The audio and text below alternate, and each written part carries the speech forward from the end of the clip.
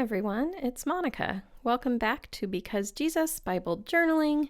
Today I'm so excited to share this page with you. It gets really shiny and really blingy by the end, lots of glitter, lots of sparkle, and I just can't wait to share this with you.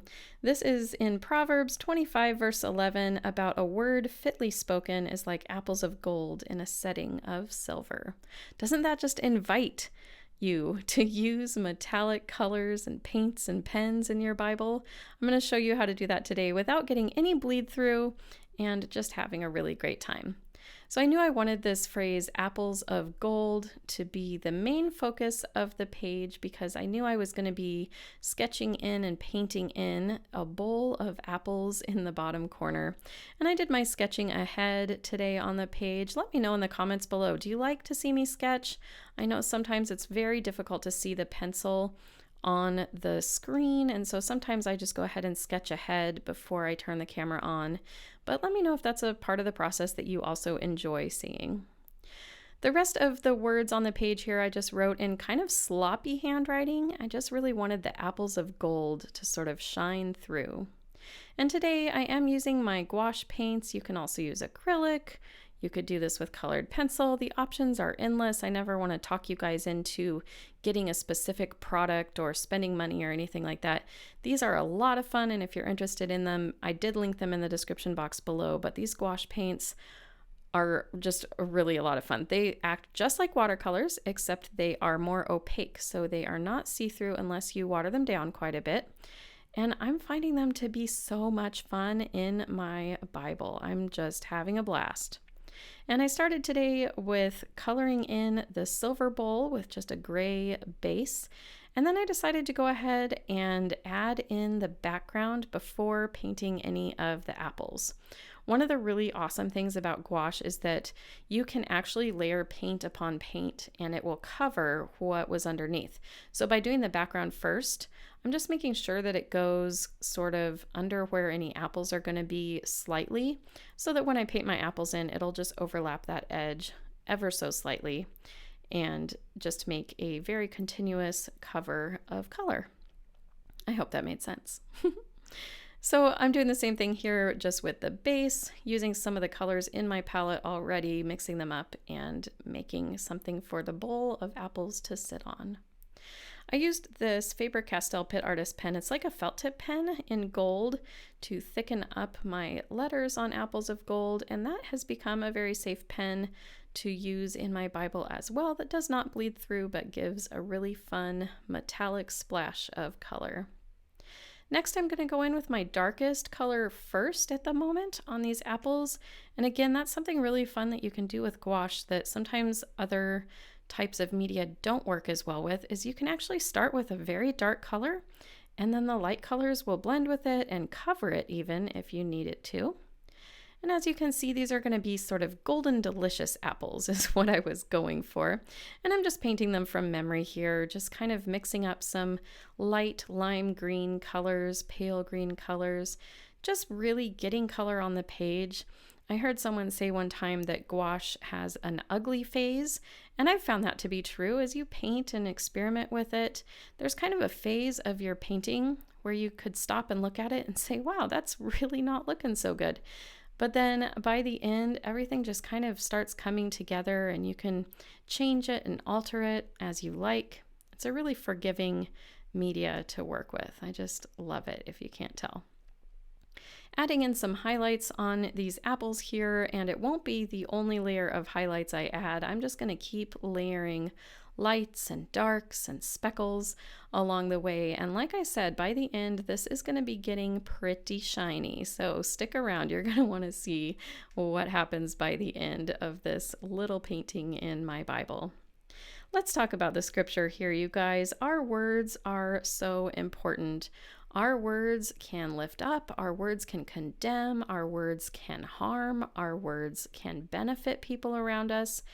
And this scripture here talks about our words. If we speak them well, if they're fitly spoken, they are like apples of gold in a setting of silver.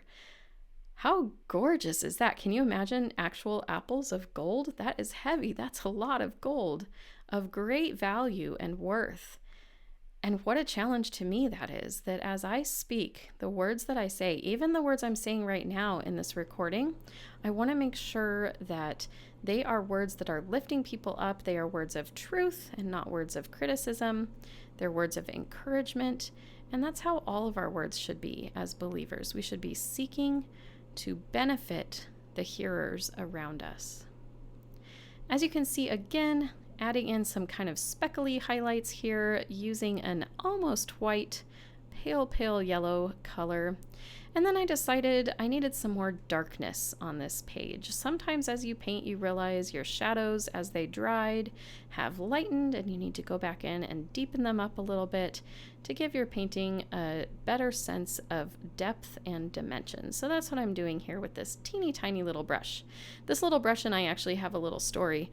I used to be very intimidated by it because the bristles are very long and very thin, and I thought, if I pick that brush up, I'm never going to be able to control it or paint with it. I'll push too hard. It won't work out. And actually, it's become one of my very best friends. It's great for doing little thin lines. I think I picked it up at Hobby Lobby or something. It's nothing special, but I'm enjoying it, and it is helping me do some line work here and add these little tiny details into these little tiny spots on the Bible page. That's one thing when you do these paintings, they're so tiny when they're in your Bible, but they're a lot of fun to put together. And that's one thing I love about Bible journaling is it just takes a few minutes and you've got a page done and you've spent some time in the Word, listening to worship music, just enjoying God's presence. I decided to go ahead and also deepen up the background just kind of right around this bowl of apples, just again to add some depth and dimension where they're sitting on the page. Nothing special here, just a second coat of that pinkish reddish color that I darkened up just slightly for, again, that area close around where the bowl of apples is sitting. And this is the fun part. It begins. This is one of my Kuretake watercolors. It's a gold metallic watercolor, but it's amazing. It just is like almost a golden ink that you can add to the page. And here I'm deciding to go ahead and put these speckles on the darker side of the apple. I had put some lighter speckles on the lighter side of each apple, and this one I'm using to make these apples kind of freckly, but with gold. And as you can see, as I add these lines along that one dark side of gold on these apples, it really begins to glisten and show on camera, which I'm really excited. Sometimes it's hard to find a way to get that to show up on camera, but today it was just working. Same thing here. This is kind of an iridescent sparkle shimmer watercolor from the same Kuretake watercolor set, and I'm adding it to the lighter side of each apple. And then I decided to go ahead and just kind of speckle it along the base where these apples are sitting. So much fun. I added some polka dots in gold around the page. You can see just how shimmery those apples and that silver bowl have become. So much fun, you guys. Adding even a little more gold to some of the edges around the apples. And again, they're not meant to look exactly like a photograph. This is kind of a metaphoric bowl of apples, if you will. It's to symbolize the power and the beauty in our words when they are spoken well. Take a look at the back of this page here. I just love using things directly on the Bible page that are not going to bleed through. And as you can see, that page is ready to be created on next time.